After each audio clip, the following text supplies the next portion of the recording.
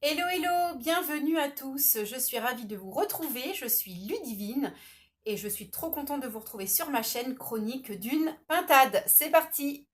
Dans ce nouvel épisode, nous parlerons donc tricot, mais également couture parce que j'ai fait une petite cousette et j'ai également un petit projet couture à venir.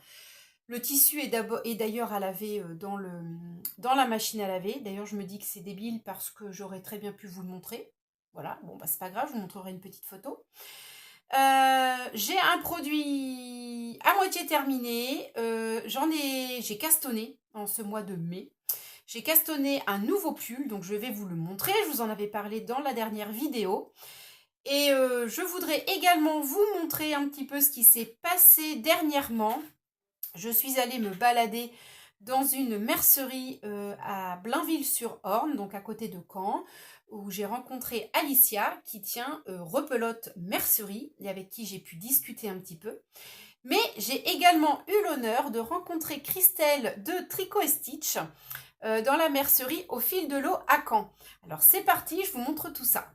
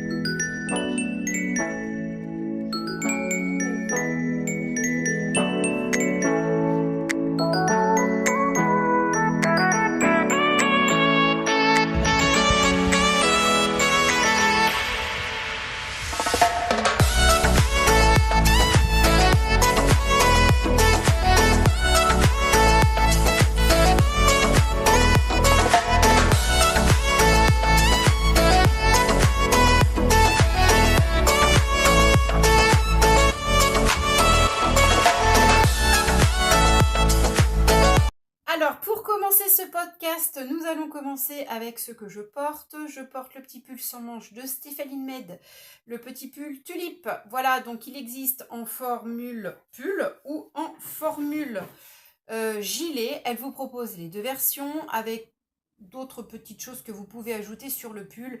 Moi, j'ai choisi la version simple en pull sans manches. Voilà, il est idéal. Je vous l'avais montré, je crois, la dernière fois. Voilà, il est nickel.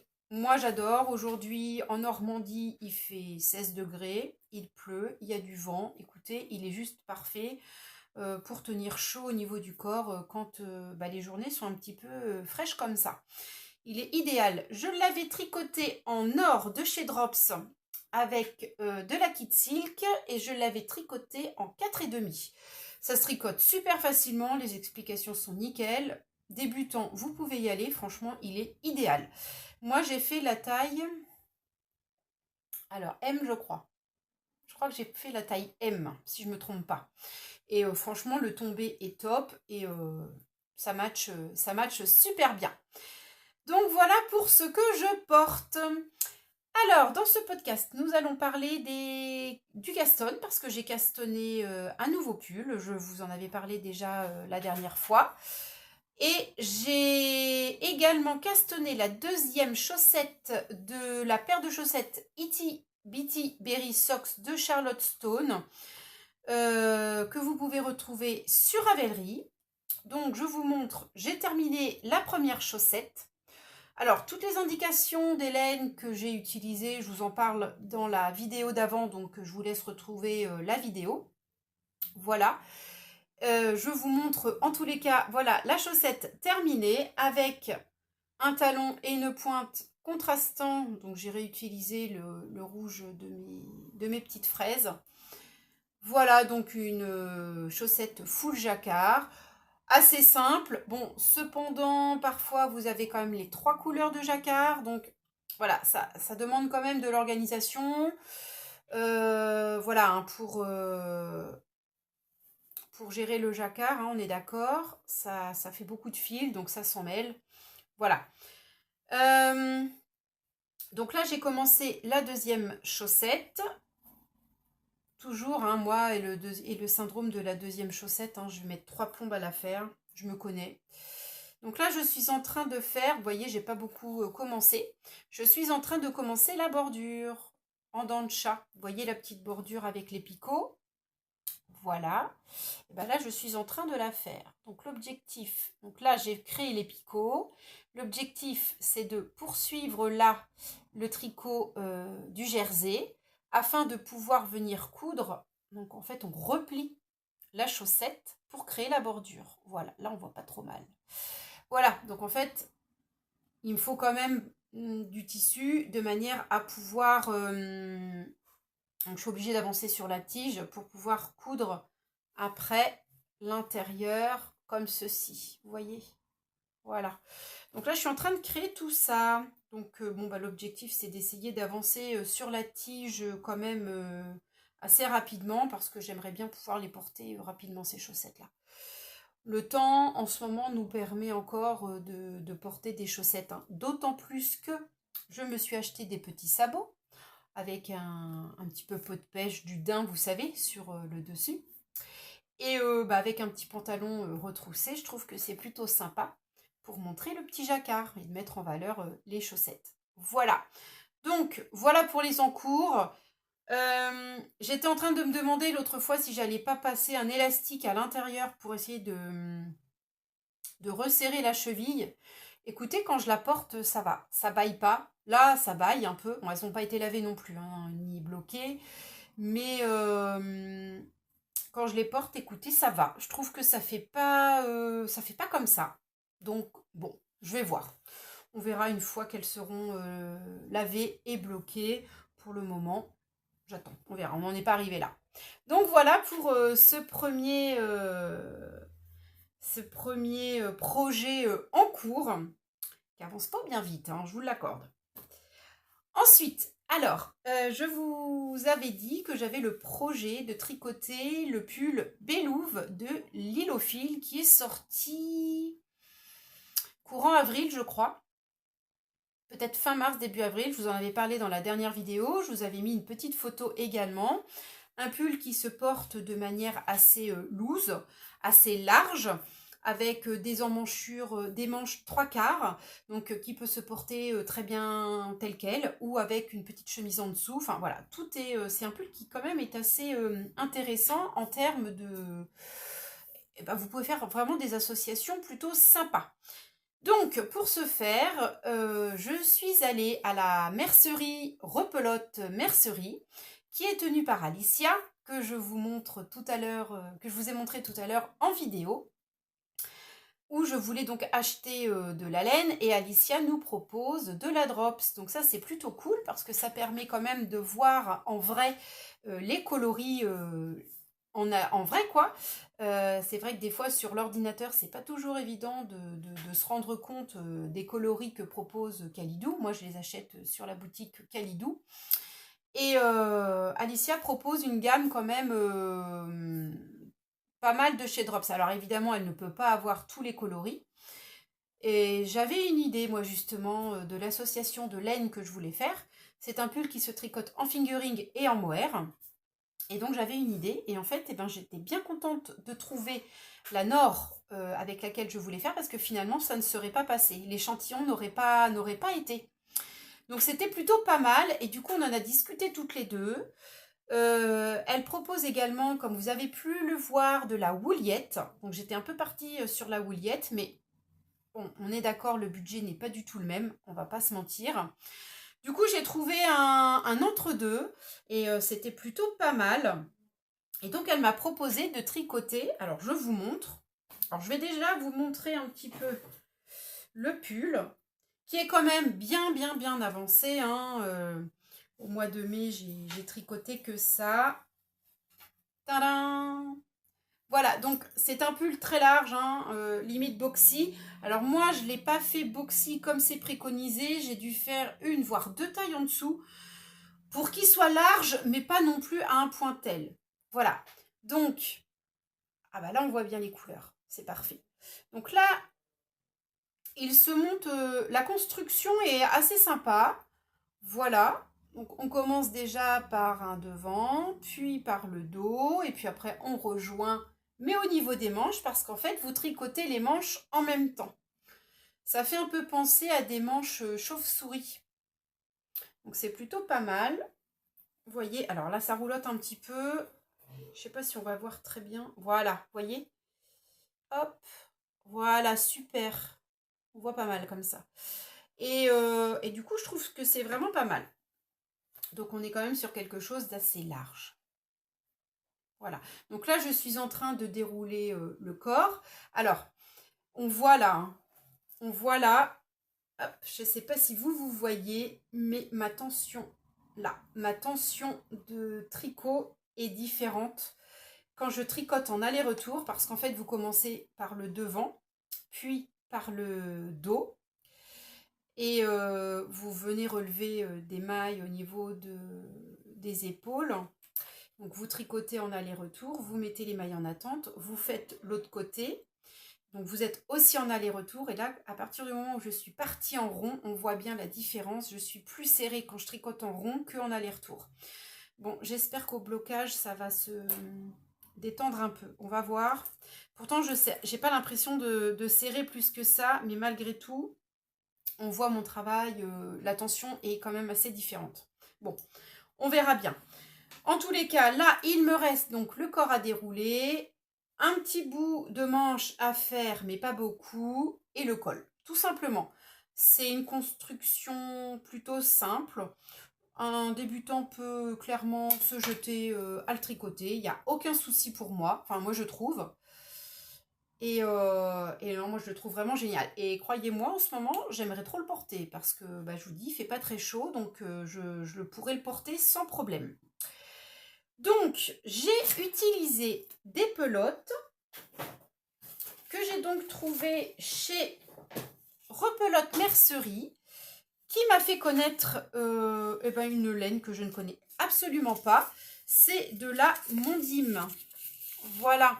Donc, c'est de la Mondim. C'est une laine portugaise et c'est une fingering. Hein, et c'est le coloris Rosa Pommard.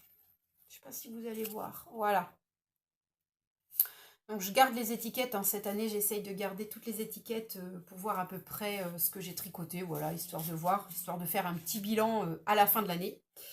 Donc c'est une laine non superwash, donc lavage à la main obligatoire. Et c'est 100 grammes pour 385 mètres. Donc on est quasiment comme un écheveau de laine de teinturière. Voilà. Et c'est fabriqué au Portugal. Donc elle avait bien évidemment plein d'autres coloris. Beaucoup de coloris automnaux. C'est une laine qui est un peu rêche quand on la tricote. Elle est un peu rêche. Elle est un peu sèche. Voilà. Mais au lavage, elle s'adoucit. Donc ça, c'est plutôt sympa. Et puis, bah écoutez, elle est vraiment sympa. Donc évidemment, on ne la passe pas en machine, on lave à la main. Voilà. Elle est certifiée au Ecotex. Bon, voilà. C'est une laine que je ne connaissais absolument pas. Et l'étiquette, je l'ai trouvée marrante. Voilà. Et le coloris m'a vraiment tapé à l'œil. Et pour aller avec, il me fallait donc un fil de mohair, du lace. J'ai choisi la Kit Silk de chez Drops qu'il y avait dans la boutique. Voilà. J'ai pris le coloris. Alors, est-ce qu'il y a un numéro? Le numéro 13. Voilà, de chez Drops. Donc, vous voyez, les deux se marient plutôt bien. Et bah, je suis carrément fan, en fait, du résultat que ça peut faire. Voilà. Donc, voici mon Bélouve. J'aimerais bien vous le montrer terminé le mois prochain parce que j'arrive à faire à peu près une vidéo par mois. Hein, j'arrive pas à faire plus. Et bah, je suis plutôt contente. Donc, toutes les semaines, je change mon Progress Keeper d'endroit. J'ai pas beaucoup tricoté cette semaine. J'ai dû tricoter que ça. Vous voyez, ça fait pas beaucoup. Voilà. Voilà. Donc, des Progress Keeper qui m'ont été offerts à mon anniversaire par ma sœur. Petite ampoule avec un petit poisson. Et l'autre, c'est un petit chat dans une tasse de thé. Voilà. Donc voici mon Bélouve. Bon, cependant, je suis quand même assez contente de vous le montrer. Hein. Il ressemble, je suis très contente de ce que j'ai déjà fait. Il se tricote super vite en fait. Hein. En 4,5, ça va quand même assez vite. Et franchement, j'ai trop hâte de le porter. Ah, il est quand même pas mal. Hein. Aujourd'hui, je serai trop bien dedans. J'adore. Alors, dites-moi ce que vous en pensez un petit peu de ce coloris. Pas mal, hein? En tout cas, c'est très peps et bah, pour les jours où voilà, il fait un peu gris, il fait un peu moche, bah, moi je me dis que c'est plutôt pas mal et même cet automne, je pourrais également en profiter. Voilà, ça fait du bien un petit peu hein, de porter des coloris bah, qui sont peps. Voilà, c'est comme le rouge que j'ai là aujourd'hui, franchement, il donne du peps. Voilà. Donc voilà un petit peu pour mes encours du moment. Alors, au mois de mai, j'ai également acquéri un petit peu de laine. Il y avait le 17 mai, si je ne me trompe pas, un pop-up à la mercerie au fil de l'eau à Caen. Et je m'y suis rendue avec ma copine Anne-Sophie, Tac Tricot Couture, que vous pouvez retrouver sur Instagram et sur Ravelry également. Et sur YouTube, hein, elle a sa chaîne Anso. D'ailleurs, elle a sorti un podcast cette semaine. Donc, si vous voulez aller le voir, n'hésitez pas. Il est génial, comme d'habitude. Et donc, Anso m'a emmenée à la mercerie où il y avait Christelle Tricot et Stitch qui venait nous montrer sa magnifique laine. Je l'avais déjà aperçue, Christelle, au fil de la Manche il y a 2 ans. Mais cette journée-là, pour l'approcher, c'était très très très compliqué. Et là, clairement, j'ai adoré parce que c'était assez intimiste à la mercerie. On a pu parler avec elle, on a échangé, elle nous a parlé de patrons de tricot, elle nous a parlé de ses laines, des associations qu'on pouvait faire. Enfin, c'était un moment, écoutez, j'ai adoré. C'était vraiment magique et finalement, je me suis dit que je préférais vraiment les pop-up dans les merceries. Alors, les festivals, c'est super sympa aussi, mais il n'y a pas ce côté intimiste où la teinturière, elle est avec vous et elle parle, il y a de l'échange et tout. Sur les festivals, les filles, elles n'ont pas le temps, il y a énormément de monde, tout le monde se bouscule. elles ont leur laine, mais ça part comme des petits pains. Donc, c'est vrai qu'elles sont pas aussi disponibles qu'on aimerait. Et là, vous pouvez faire des photos. Enfin, c'est vraiment génial. Et du coup, avec Christelle, on a quand même pas mal parlé et c'était vraiment super sympa. J'ai également rencontré Fanny, une copine d'Anso, où elles se sont rencontrées dans un tricoté dans cette mercerie quelque temps auparavant. Et du coup, on a pu échanger, on s'est donné des idées patrons. D'ailleurs, merci Fanny si tu passes par là pour l'idée du projet que je vais faire avec la laine que j'ai acheté à Christelle. C'est super sympa. J'ai acheté le patron aujourd'hui, je vais pouvoir castonner bientôt. Et du coup, c'est cool quoi d'échanger autour du tricot. Moi, clairement, c'est vraiment un échappatoire que j'adore. Voilà, le tricot m'apporte énormément et c'est génial. Et de pouvoir partager ça avec Anso, c'est toujours un pur bonheur. Voilà. Donc, je vous mettrai quelques photos aussi de cet après-midi qui a été super sympa. Donc, je vous montre un petit peu parce que forcément, je ne suis pas partie les mains vides, vous pensez bien. Quand je suis arrivée, un coloris m'a flashé direct parce que elle a Tricot et Stitch, c'est beaucoup de laine chamarrée avec des speckles. Il n'y a pas beaucoup de coloris pleins. Il y a vraiment beaucoup de nuances et c'est ça qui est génial. Elle avait ramené aussi des mohair, elle avait ramené beaucoup de fingering, très peu de déca. C'est vrai que c'est pas tellement la saison. Et du coup, quand je suis arrivée à la mercerie, je suis tombée direct sur un coloris qui m'a tapé à l'œil. Et au final, je l'ai pris dans les mains. Je l'ai laissé. J'en ai repris un autre. Puis finalement, je retournais à ce coloris-là. Enfin, voilà. Et après, c'était l'objectif. Que faire avec ce coloris?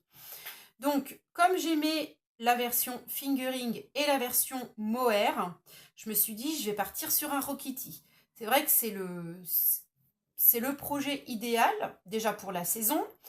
Et en plus, il y a besoin que d'un écheveau de fingering et un écheveau de mohair. Donc, c'est plutôt économique également. Donc, j'étais partie là-dessus. Et Fanny nous montre un modèle plutôt sympa. Je n'ai plus le nom, donc j'essaye de vous le retrouver au passage. Je me connecte en même temps sur l'ordinateur à côté. Je vais essayer de vous montrer ça. Alors, en attendant que ça se connecte, hop, tac. Je vous montre les écheveaux que j'ai trouvés. Alors, je ne sais pas si on va très bien voir. Ouais, si, quand même. Donc, on est sur des couleurs assez peps, où il y a du rose fluo, de l'orangé, du jaune orangé. Voilà. Donc, Anso me les a gentiment bobinés. Ils sont magnifiques. Franchement, bobiner, ça rend encore... Enfin, on voyait encore mieux, quoi. Donc, vraiment, j'adore. Donc, ça, c'est la version fingering. Que je vous... Voilà, c'est celui-là. Hop, j'ai les étiquettes. Tricot et Stitch. Et c'est la base extra fine fingering. 85% mérino extra fin. Super wash. 15% nylon. Donc, on peut faire des chaussettes également avec. 400 mètres pour 100 grammes et c'est le coloris macaron. Voilà. Magnifique. J'adore. Donc hyper peps pour cet été, c'est juste impeccable. Voilà. Et la version mohair. Voilà. Donc même coloris. On est sur du mohair et soie. 420 mètres pour 50 grammes. Voilà, tricot et stitch. Et on est sur le même coloris macaron. Voilà. Donc, vous voyez, l'association des deux, écoutez, c'est vraiment plutôt sympa. J'adore. Donc voilà, donc c'est vrai que j'étais partie pour faire quelque chose de complètement différent. Et puis au final, je me suis dit, bah, le patron me plaisait bien de Fanny, clairement, hein, vraiment, merci Fanny, vraiment. En plus, il y a une petite technique que je voulais essayer dans ce patron, c'est le... Alors attendez, j'essaye de regarder si je l'ai, mais non, je ne l'ai toujours pas. Voilà, je vais y arriver. C'est le patron As If T Light. Lit. Je sais pas trop comment on le dit. As If T Lit, on va dire. Donc c'est un patron où on tricote en jersey, en jacquard intarsia, jersey intarsia comme on dit. Bon, bref, en tout cas, c'est une nouvelle technique que je vais donc tester. C'était dans mes projets 2025. Donc voilà un petit peu comment, en quel coloris je vais le faire. Franchement, je suis fan. Donc bien sûr, je vous mettrai la petite photo pour vous montrer. C'est vraiment super. The As If Tea Light, Lit. Et c'est tricoté. Alors, est-ce que je l'ai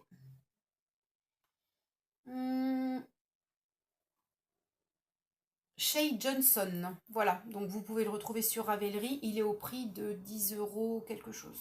Voilà. Donc j'ai hâte de tester ça et de le castonner rapidement. Il est d'une douceur ce mohair. Génial. Donc voilà. J'espère vous montrer ça rapidement. C'est un patron qui est écrit en anglais, hein, donc il va falloir que je le traduise également. Et qui se tricote par le bas. On commence par le bas. Alors, je ne sais plus comment on dit. Top down, c'est du haut vers le bas. Le reste, je ne sais plus. Bref, bottom up. Voilà, bottom up, c'est ça. Donc, j'ai hâte de vous montrer tout ça. Voilà, voilà. Passons maintenant à la partie couture. Donc, en ce mois de mai, j'ai voulu reprendre un petit peu le chemin de la couture. C'est vrai que, comme Anso, c'est un peu pareil quand la saison de l'été arrive. Je suis moi aussi un petit peu portée par la couture. Envie de tricoter, envie de créer des pièces en tissu. J'aime énormément ça également. Et c'est vrai que j'ai quelques projets là qui sont en train de mûrir un peu dans la tête. Me challenger également parce que l'objectif c'est toujours de créer un petit peu sa garde-robe. C'est quand même hyper gratifiant de se dire c'est moi qui l'ai fait. Ça fait vraiment, on est fiers, hein, tout simplement. Et quand les gens vous disent ouais, c'est trop chouette ce que tu portes, et là, ouais, c'est moi qui l'ai fait, moi j'adore, je suis fan. Donc ce mois-ci, j'avais envie de me faire quelque chose de simple, hein, tout simplement. En termes de petits vêtements. Donc je suis partie sur le top Odette de la Maison Victor. C'est un t-shirt tout simple qui se porte voilà, en manches courtes avec des petits revers, un col tout simple, voilà. Donc je suis allée dans la mercerie qui est pas très loin de chez moi, les tissus d'Isa, et j'ai trouvé un très beau tissu panthère, oui c'est comme ça qu'on dit, Graou. J'aime vraiment beaucoup, c'est la mode en ce moment, on en entend énormément parler et du coup on en voit partout, sous toutes ses formes, que ce soit dans les accessoires que dans les vêtements. Même la laine, il existe la laine de chez Fil d'Art, c'est le fil Léo qui fait un petit peu cet effet un petit peu panthère. Et du coup je me suis dit bah tiens pourquoi pas moi aussi me créer un petit vêtement comme ça parce que finalement je n'en ai pas. Donc je suis partie sur le t-shirt Odette et j'ai donc trouvé ce jersey au tissu d'Isa. Bon, ça ne s'est pas vraiment passé comme je voulais parce que l'élasticité du tissu est pas comme je l'espérais. Donc j'ai dû modifier un petit peu parce que clairement le col était impossible à faire.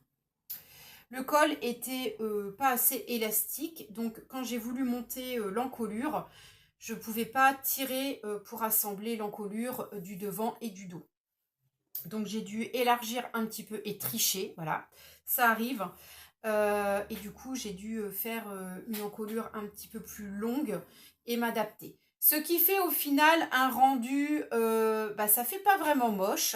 Ça fait un petit peu comme une encolure bateau, je dirais, mais pas aussi prononcée qu'une encolure bateau. Mais en tous les cas, voilà, je mettrai une petite photo également pour vous montrer portée. Mais voilà, ça fait pas moche. Je trouve que c'est même plutôt original, voilà. Mais clairement, j'avais pas le choix. Le tissu n'a pas une élasticité de dingue. D'autant plus que je pensais que c'était un jersey, une maille toute fine. Et en fait, pas vraiment. C'est un tissu, je sais pas si on va voir, mais qui est moumouté un petit peu à l'intérieur. Donc ça, c'est le genre de t-shirt que je vais pas porter quand il va faire très chaud. C'est même pas la peine. Donc c'est un petit peu moumouté et je pense que c'est à cause de ça, du coup, que c'est moins élastique. Du coup, les manches, je n'ai pas non plus fait le revers comme il était prévu. J'ai fait plutôt une espèce de manche que j'ai un petit peu décalée, si je puis dire, en étant un petit peu plus large là, pour faire un petit peu un effet épaulette, voilà. Et voilà. Donc tout simplement, hein, j'ai rétréci les manches et je n'ai pas fait le revers parce que, étant donné que le tissu est assez épais, j'aurais eu un truc hyper épais, ça aurait pas fait beau. Et de toute manière, pour l'assembler, je crois que ça aurait été impossible. Donc ça aurait pas fait beau et les finitions auraient pas été jolies. Donc du coup, j'ai pas tellement... du coup, pour tout ça, j'ai pas suivi le patron. J'ai fait un peu à ma sauce. Et puis, écoutez, je me retrouve quand même avec un petit t-shirt assez sympa. Oula. Hop. Ça roulotte un peu. Donc, non, j'aime quand même pas mal. On est sur un petit t-shirt sympa. Donc, vous voyez, un petit peu plus long en bas, derrière. Mais voilà. Écoutez, j'aime vraiment, c'est sympa. Il est chouette à porter. Alors, moi, je l'ai fait en taille 40. Voilà, parce que je voulais pas de quelque chose près du corps. Maintenant, je veux vraiment des vêtements où je suis à l'aise dedans. Et lui, franchement, ça fait sympa. Donc, je rentre un petit peu le devant dans mon pantalon. Et écoutez, ça fait super sympa. Je l'ai porté la semaine dernière avec un petit pantalon blanc et mon petit gilet Morgane. Et c'est tip top. Ça marche impeccable. Donc, voilà pour la petite cousette. Et enfin, pour terminer, dans les projets couture, ça fait plusieurs fois que je vois passer sur les réseaux, notamment sur Instagram, des personnes qui portent des jupes en satin. Je trouve ça super sympa, c'est hyper fluide, c'est léger. Et je me suis dit, pourquoi pas, parce que j'aime bien le rendu et je trouvais ça plutôt sympa. En plus, je pense qu'en fonction de ce que vous portez avec, ça peut se porter de manière classe. Et si vous mettez une petite paire de baskets toutes fines, comme des gazelles ou n'importe, ça fait tout de suite un petit peu plus habit de tous les jours. Je trouvais ça plutôt sympa. Je me suis dit, et pourquoi pas moi? Donc, j'ai regardé un petit peu les modèles qui existaient sur Internet et je suis tombée sur la jupe Pipa, je ne sais pas si vous allez voir, de Jolie Lab. Voilà. Une jupe qui est... hop, j'essaye de faire un gros plan. Voilà. Donc, c'est une jupe que vous pouvez retrouver sur le site internet de la marque, Jolie Lab. Moi, j'ai décidé de de l'acheter au format PDF au prix de 10 €. Donc, je l'ai imprimée à la maison. Et je vais pouvoir la coudre tout bientôt. Donc, c'est une jupe qui ne demande pas vraiment beaucoup de niveau de couture très très important, hein. C'est un niveau de difficulté, on va dire 1,5, c'est écrit sur 5. Et le temps de réalisation, c'est 1 point sur 5. Donc voilà, c'est quelque chose d'assez rapide. J'aime bien son côté ample, sans trop l'être. Et en termes de difficulté, écoutez, il y a juste une fermeture invisible à poser. Et voilà quoi, donc je pense qu'on est sur une petite cousette assez simple, mais qui va avoir qui va faire tout son effet. Pour cela, j'ai également choisi un tissu, un satin de coton que j'ai trouvé au Tissu d'Isa également. Donc je vous montre un petit peu. Voilà, donc ça c'est la photo que j'avais mise sur Instagram. Donc c'est un tissu qui est couleur écrue parce que évidemment vous connaissez cette année mon obsession pour les pantalons blancs, les bas blancs avec lesquels je peux porter un petit peu tout ce que je veux en haut. Changement de décor rapidement pour terminer la vidéo. Mon homme est rentré, voilà, je me suis dit que ce serait peut-être plus sympa de finir de filmer ici au niveau de mon bureau. Voilà, donc je vous disais que j'avais donc choisi la jupe Pipa de Jolie Lab. Voilà, hein, je vous montrais, je recommence. Je vous montrais donc le tissu et la fermeture invisible.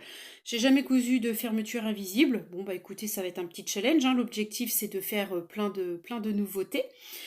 Donc j'espère bien pouvoir y parvenir. J'ai donc imprimé le tissu, je n'ai pas le patron, je n'ai pas choisi d'acheter le patron pochette. Bon voilà, je me suis dit que c'est comme ça que je fonctionne maintenant. J'achète beaucoup de patrons en format PDF. Bon bah ça me fait une petite épaisseur, hein. Voilà. Le tissu est parti à laver à la machine, bien évidemment. On n'oublie pas de laver son tissu avant de le coudre, sous peine d'avoir quelques petites... bah, ça m'est déjà arrivé, donc si vous voulez, maintenant je me fais plus avoir, mais le tissu aurait tendance à rétrécir, donc il faut faire hyper attention. Et donc voilà, donc demain, bah, l'objectif, et bah, écoutez, c'est de découper tout ça. Voilà. C'est pas la partie que je préfère, mais bon, bah écoutez, ça permet quand même d'avoir des patrons un petit peu moins chers. Et puis, bon, voilà, c'est pratique quand même, et puis ça permet de l'avoir aussitôt. Enfin voilà, je suis un petit peu impatiente de la commencer. Donc on est sur un week-end de 3 jours, hein. On est sur le week-end de la Pentecôte. Donc moi l'objectif, écoutez, c'est de le faire pendant ce week-end. Voilà, voilà. Donc évidemment, je vous montrerai tout ça une fois qu'elle sera terminée. Voilà, voilà. Donc je pense me la coudre. Alors j'ai l'impression que ça taille un petit peu petit, Joli Lab. Donc je pense que je vais la faire en taille 40 pour être sûre du coup, parce qu'au niveau de la taille, j'ai l'impression que je me rapproche plus du 40 que du 38. Habituellement, je mets une taille 38, mais là, bon, je vais bien voir à la découpe du patron ce que ça va donner. Et puis, parce que bon, c'est quand même une fermeture, donc il n'y a pas de système élastique, donc c'est vrai qu'il ne faut pas que je me plante. Ça m'ennuierait fortement. Donc voilà en ce qui concerne la couture. Et enfin, bah écoutez, la vidéo va être terminée, va se terminer ici. Je n'ai pas autre chose à vous montrer. Cependant, je voulais quand même vous parler et vous remercier pour tous les nouveaux abonnés. Ma dernière vidéo a été pas mal vue et j'ai eu pas mal de commentaires super sympas. Donc je vous remercie énormément. Vous êtes adorables comme d'habitude. Je voulais remercier également Chantal de Fraîcheur Mentalo qui avait fait un petit coucou et m'avait mentionné dans sa vidéo. Et du coup, c'est super sympa. Ça m'a permis de découvrir sa chaîne également, que j'adore, qui filme toujours dans un cadre naturel et tout. C'est génial, j'adore. Donc, un gros bisou Chantal si tu passes par là. Je voulais également remercier Anso, qui m'a également mentionné dans sa dernière vidéo. Donc, Anso, je te fais pareil, plein de gros bisous. Voilà, donc n'hésitez pas à aller voir les filles sur leur chaîne, hein. Elles montrent pareil des projets tous aussi beaux les uns que les autres. Et ça c'est génial parce que du coup ça permet de donner des idées pour de futurs projets. C'est même ça le problème en fait, j'ai envie de dire. Parce qu'en fait, il y a tellement de projets qui existent que clairement... une vie va pas suffire pour tout tricoter. Donc voilà, donc je remercie vraiment tout le monde qui me suit. Merci pour vos commentaires. N'hésitez pas à m'en envoyer si vous avez des questions ou quoi. Enfin, n'hésitez pas, je me ferai un joyeux plaisir à vous répondre. Et c'est vraiment super. Voilà, l'univers du tricot, c'est vraiment, comme je le répète tout le temps, un merveilleux endroit où vraiment il n'y a pas de jugement, il y a voilà, que de la douceur et c'est vraiment génial. Surtout en ce moment où voilà, la vie, elle n'est pas toujours facile. Voilà, voilà. Et puis, écoutez, n'hésitez pas. Je vous fais des gros bisous et je vous dis à très bientôt.